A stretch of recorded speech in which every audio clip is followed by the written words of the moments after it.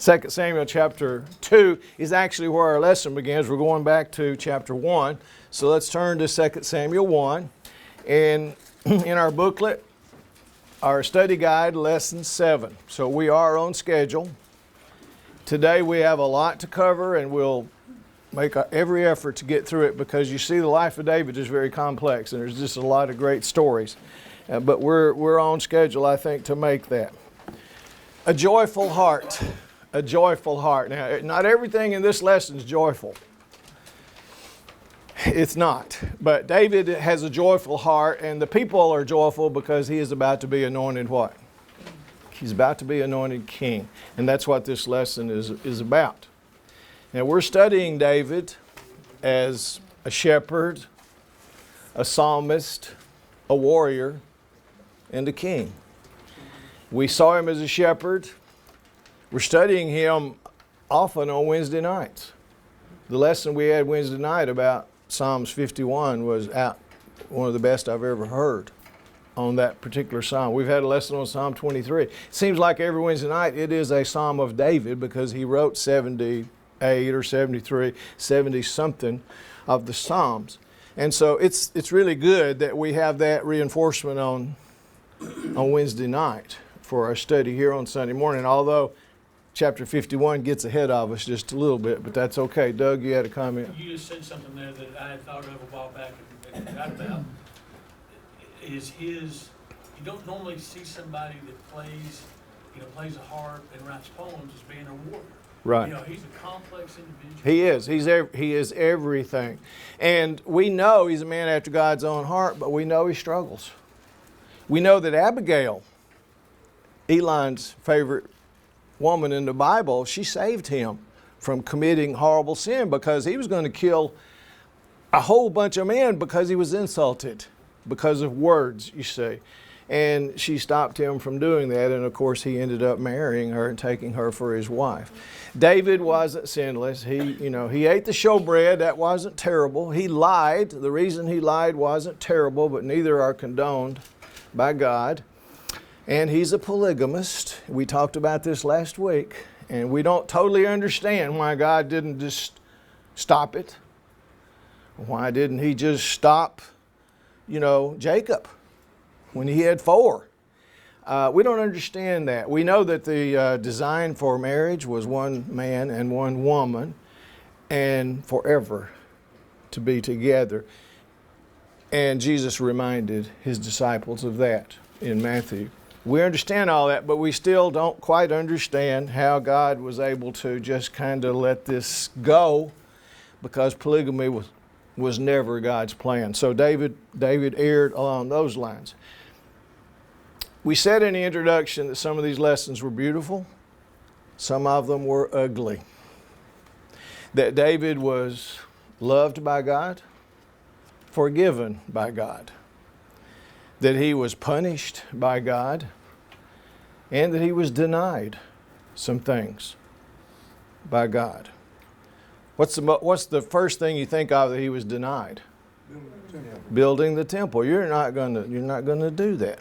Solomon got to do that, but not David, because he was a warrior and because he had made some big mistakes in his life. And so as we approach the story of Bathsheba and Uriah, we're seeing all sides of David. So let's go back, before we get into this lesson, which begins with chapter 2, let's go back to 1 Samuel 1. Saul is dead. Jonathan is dead. Things are about to make a big change. But David doesn't know it. He has returned to Ziklag after battling the Amalekites, or as some people say, Amalekites. And he's come back. Israel was fighting the Philistines, and he did not know that Saul and Jonathan were dead. So in the first chapter of 2 Samuel, how did he find out? Who told him? We don't know his name. He claimed to be an Amalekite. He said, I am an alien Amalekite. And he came into David's camp all dusty and sweaty and beaten down. And he said, I've just come. I've just come from Gilboa, and Saul's dead, and Jonathan is dead. David mourned for Saul, the king who was messed up and who was trying to kill him. He mourned for Saul. He especially mourned for Jonathan. They mourned all day and into the evening. So David said, how do you know that Saul is dead? How do you know Jonathan is dead? So what did the young alien Amalekite tell him? He said, I killed him. Because I killed him. Because I came in his presence and he was beaten down. And he said, my life is over, please kill me. He doesn't mention that he was shot full of arrows or anything like that. And he says, and I did, and I killed him. And I brought you what 2 items? I brought his crown and I brought his bracelet to you, to give to you. Was David impressed with all this? No. Why did the alien Amalekite, why did he do this? Why did he come and lie and bring the crown and bring the bracelet? I think he thought he would get a reward. He did. It seems that way, doesn't it? It seems like, Beth, that he thought he would win points with David, get a reward, maybe even be given a special place because I killed Saul because he asked me to kill him. David did not see it that way. Yes, Frank. He didn't understand Saul was still the anointed of God. That's right. But David did. Yeah. We talk about the stumbles David made. The greatness of David is seen in his reverence and respect for God's anointed. That's why when he was given an opportunity, he didn't kill Saul. So now he mourns for Saul. And this young Amalekite alien has come in and lied and said, I killed him. So David did what? Told one of his men to kill him. He had him executed. How dare you? How dare you come in here and tell us that you have killed the king's anointed and had him executed right there on the spot. Frank? His Hebrew armor bearer refused to kill him. Yes. If you were a Hebrew, you knew, no, you don't mess with the appointed of God. Right. Appointed of God. Yes. The Amalekite's an alien. He didn't know. He figured, well, he's been trying to kill David for years. And you know, the mixture of, let's say, nationalities that we see in all these stories, Uriah was a Hittite. The Hittites were bad people, but Uriah was a soldier. He was a soldier in the army of David and was a great man, but he was a Hittite. Here's an Amalekite. They're bad people. We don't know his whole story. He was probably a slave. He was probably taken prisoner years before, and he was probably a slave to someone in Israel, and he got away from this battle and decided he'd make things better for himself. I'm reading between the lines. We don't know any of this. Yeah. How did he get those items, though? Well, he got the items, I guess. It's a great question, Bruce. How do you think he got them? Yeah, I think he stole them. He stole them, didn't he? He came up at the right time, and he said, oh, wow. I'm going to take these items, and I'm going to David, and I'm going to tell him this story, and I'll get something for myself out of this. Great question, Bruce. And I hadn't even considered that. I hadn't even considered that. The following day, the Philistines come and cut Saul's head off. Yeah. So Yeah. he's had to have come along prior to that, obviously. Yes, And yes. grabbed him and took off. Yeah. It makes you wonder if he heard him, Saul tell his armor bearer to kill him, and he knew he didn't, but he thought, oh, well, that would be a noble thing to do, so I'll just take credit for it. That's a nice story. Yeah, I'll get credit for that one. All right. And so that's how the whole narrative ends right there. Yes, ma'am. Would it have been, I know that David and his men prior to all this had traveled a lot while Saul was, chasing him, so Right. to speak. But so does that mean it would have also been common knowledge everywhere that Saul was trying to kill him? I think it was fairly common knowledge, that's just me. Any other thoughts about that? It was so open. I mean, hundreds of soldiers on both sides knew it. So I think probably that the people realize, you know how word travels, that there is this animosity, that Saul is that jealous of David and he's tried to kill him. It's a good question. I don't know the answer. Any other thoughts about that? Abigail told him that he was going to be king, so she had some information. She knew. I think a lot of people knew that he was going to be king. Not many in the beginning knew it, but as things developed and they saw what Saul was doing, I think it was general knowledge. Again, we're assuming a lot here. Well, that brings us to today's lesson, chapter 2. But before that, look also in chapter 1 in your Bibles. And if you haven't read it, read the Song of the Bow. It's very, very interesting. It's a song that David, well, let's just read what it says. Then David lamented with this lamentation over Saul and over Jonathan his son, and told them to teach the children of Judah the song of the bow. Indeed, it is written in the book of Jasher. The book of Jasher is not in the Bible, but it is historically recognized as a book of songs. A book of songs, a book of poetry. And David wants this song of the bow taught to the people. And read it. Read it when you have time. If you haven't already, it's very impressive. The song of the bow. Now, chapter 2.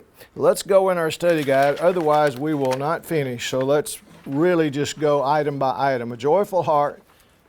This is page 13. Page 13. David said up there in number 1 item, where do you want me to go, God? Saul's dead. I've been anointed, but I'm not king. So where should I go with my 2 wives, Abigail and Ahinoam? Where should I go? And all my men. And God told him to go where? Go to Hebron. Hebron was a famous historical place for the Jews, going way back to Abraham. Go to Hebron, which is about 19 miles south of Jerusalem. Go there.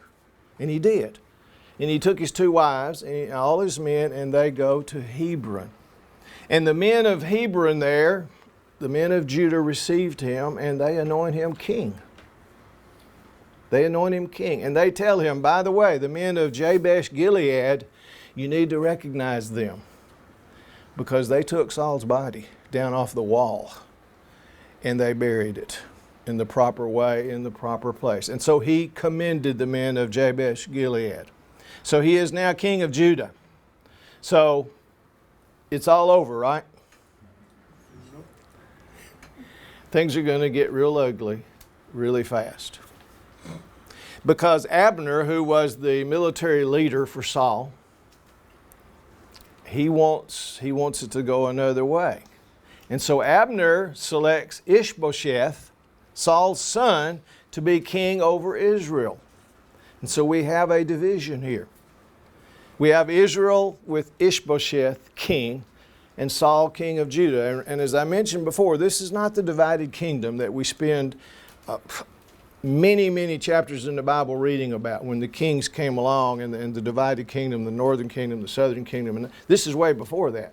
This is just a civil war between Saul's people and David's people. It's a civil war. They're all brethren. And it gets very, very serious, because Abner puts Ishbosheth in as king over. He only reigned 2 years. He didn't last long, as the lesson bears out. His death comes along fairly quickly. And in the end, David reigns over all Israel for 33 years. But in the interim here, which is not very long, some bad things begin to happen. Okay, that's what this lesson's all about. So let's look down at number 3. Abner makes Saul's son Ishbosheth king.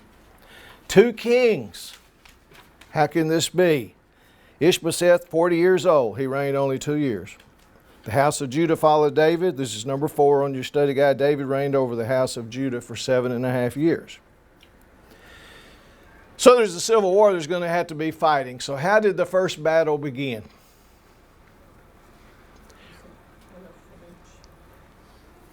They said 12 from each. 12 from each. It's almost like a ball game. It's like a contest. Joab and Abner. Joab, you'll recall, is military leader for David. Abner has been with Saul. And so they say, well, let's select 12 men from each side and let's have them fight. And they did. 12 on 12 with swords. And all 24 were killed. They were all stabbed to death in that battle. So it was a tie. It was a tie. But it didn't end the fighting. This contest didn't end the fighting. By the way, it took place at the Pool of Gibeon. It's still there. Bible archaeology is so interesting. I wish I could live long enough to learn a lot more about it. The Pool of Gibeon is still there. It's still there in the ancient ruins area of Gibeon. There's a wrought iron fence around it. It's 37 feet across. There's bushes and shrubs growing up around the top of it. And it's 82 feet deep. The water's not 82 feet deep. There's a small pool at the bottom of good water, like a cistern, like a well. I don't know much about cisterns, but cisterns, contain water that has rained and flowed into the cistern, and I guess it was good enough to drink. People had cisterns. I never drank water from a cistern. It was like that.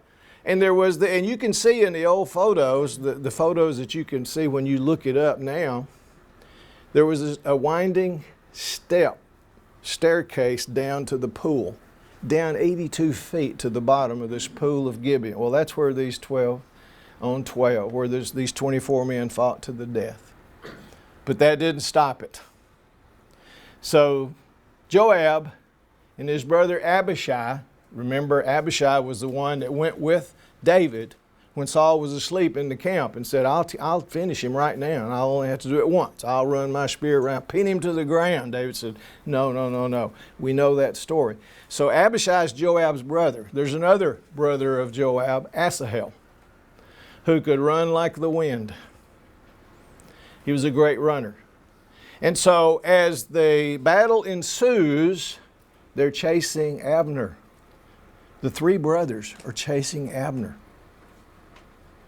And so in the end, this battle, there were 360 killed on the side of Saul's people and only 20 on the side of David's people. But one of those 20 was Asahel.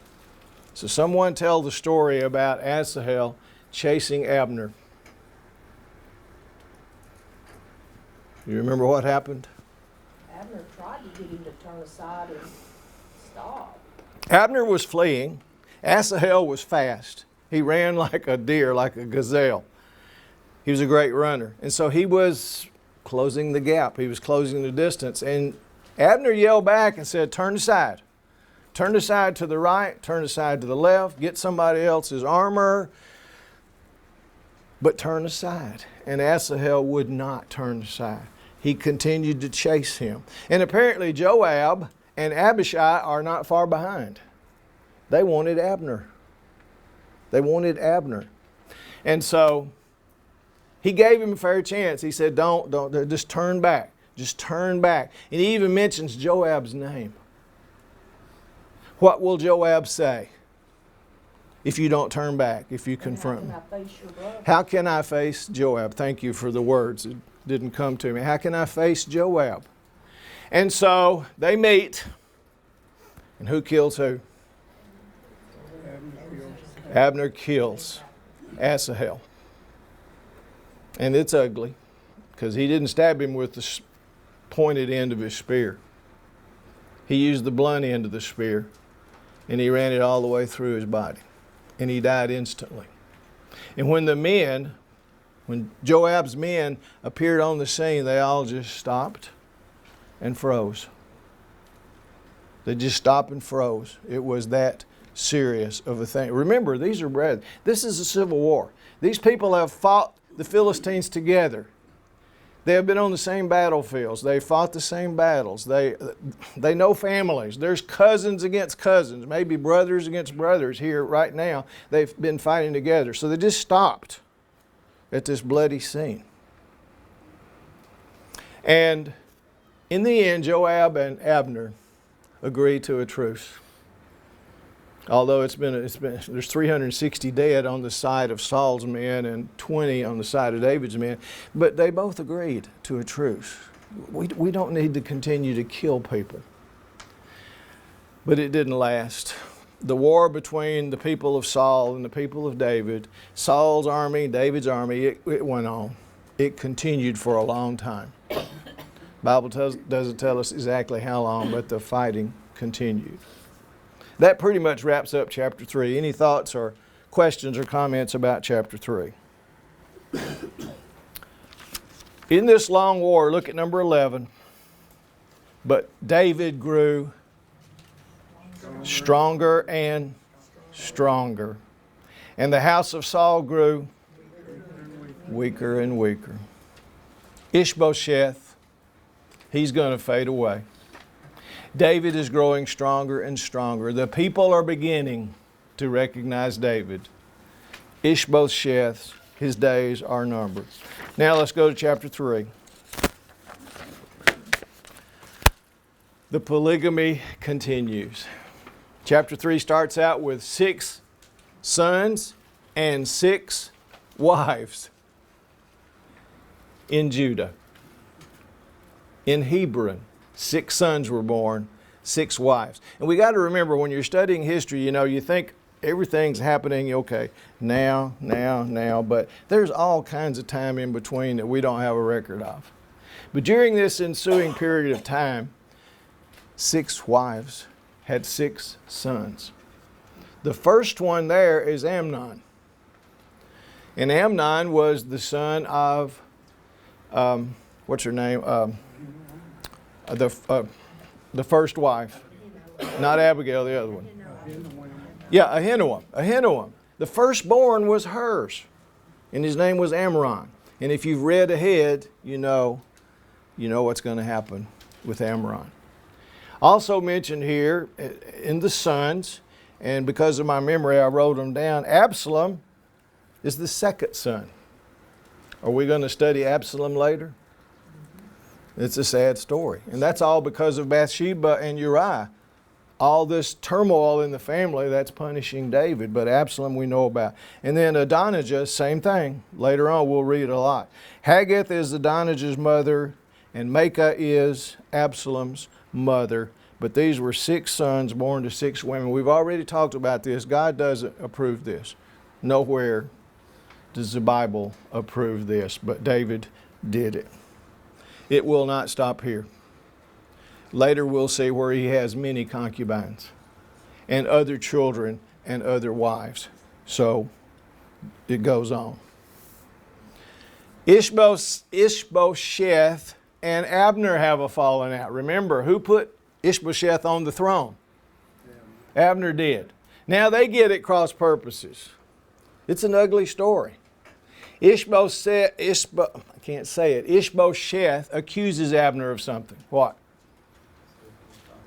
I'm going really fast here because we got a lot of ground to cover. His father by taking one of his concubines. Yeah. He said, you've taken one of Saul's concubines. You've gone into her. He's accusing him of having sex with one of Saul's concubines. That's what he's accusing him of. Abner denies it. How dare you accuse me of this? Am I a dog? And so there was this friction right there. And soon after, Abner decides what? He wants to go join with David. He's going to align with David. Abner decides it's time to align with David. Ishbosheth has falsely accused him. Ishbosheth is failing. He is fading away. His being king is fading away. Abner says, I'm going to go to David. So he sends messengers to David. He doesn't go personally. He sends messengers to David. And he basically says, I'm ready to come over. And I will bring Israel with me. And you can be king over all of us. I'm ready to do this. And David said, I'm not going to meet you in person. Kind of reminds me of Putin and what's his name? I'm not going to meet you in person. What's the Ukrainian? Zelensky kind of reminds me of that. David said, I'm not going to meet with you until you do something. What did he tell Abner he had to do? Bring that first wife back. I want my first wife back, Michelle. I want my wife back that Saul gave me. And I paid a price for her. I paid a dowry. It was a bloody dowry. He went out and killed a lot of men for her. Philistines. I want my wife back. Bring her back and then we'll talk. Was she brought back? Abner brought her back. So now the first wife is now brought back. By the way, just a minute, Doug. This is not the last we're going to hear of her. She's going to fall out of favor with David later on.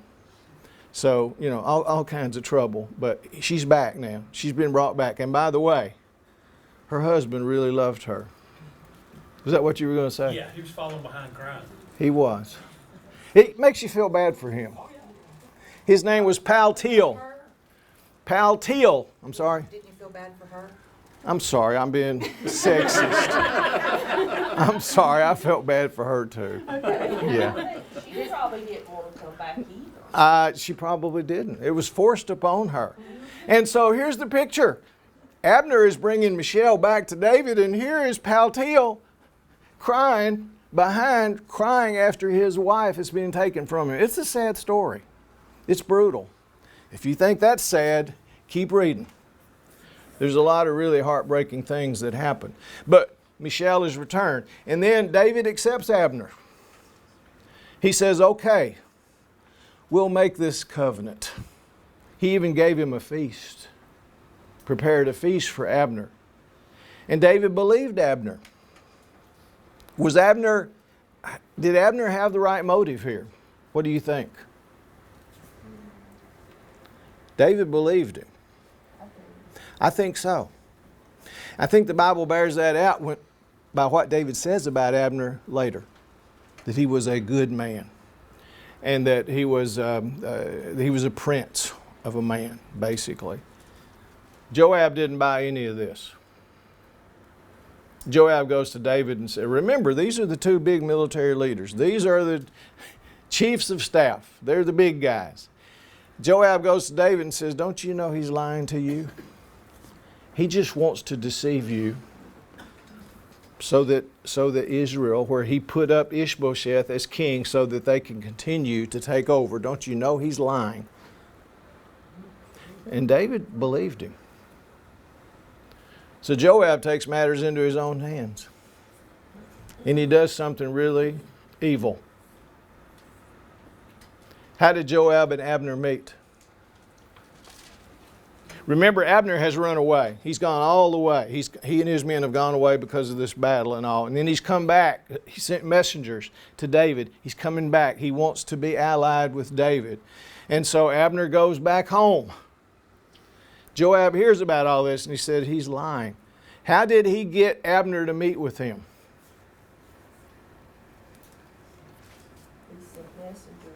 He sent messengers. Had him come back. Joab, meet with me, let's talk.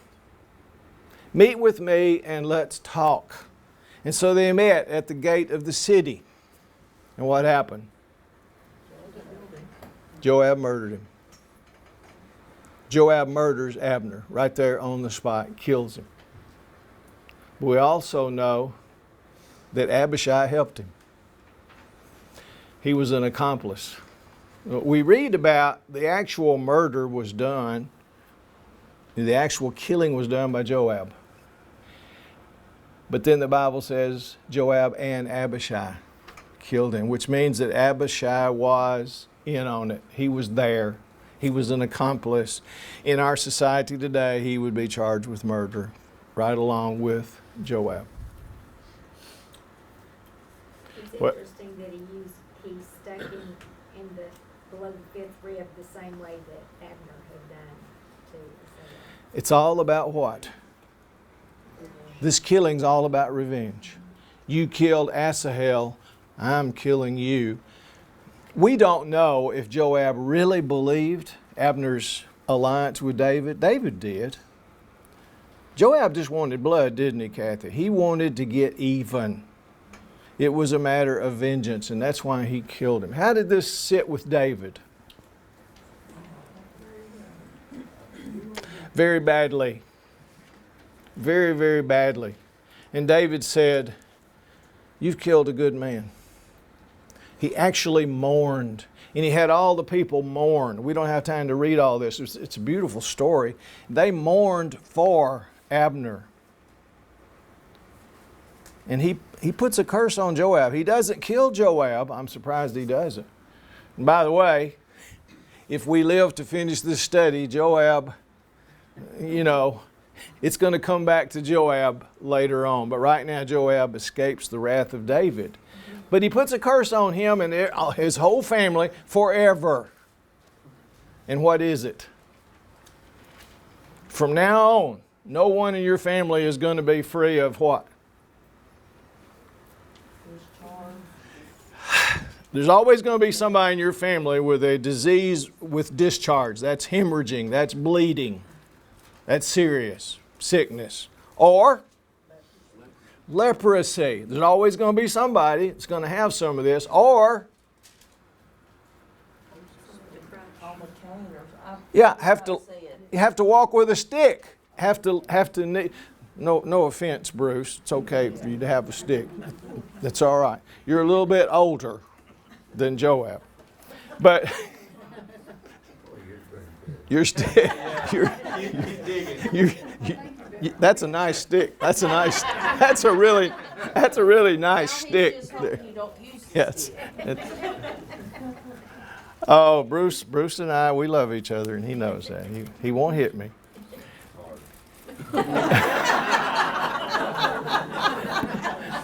Not hard. Okay. So that's not all. Somebody's always going to have to walk with a cane, but what else? Falling by the sword. There's always going to be somebody falling by the sword and going hungry. Going hungry. That David was upset with Joab. He said, from here on, there's never going to be anyone in your family that's not suffering one of these curses. That's very interesting. Dan. Some people carry knives in the top of their sticks. Okay. Are you you're trying to scare me now? You're trying to scare me, okay. Yeah. Some people even have guns that go off in 5 minutes. You're kidding. What happened to Ishbosheth?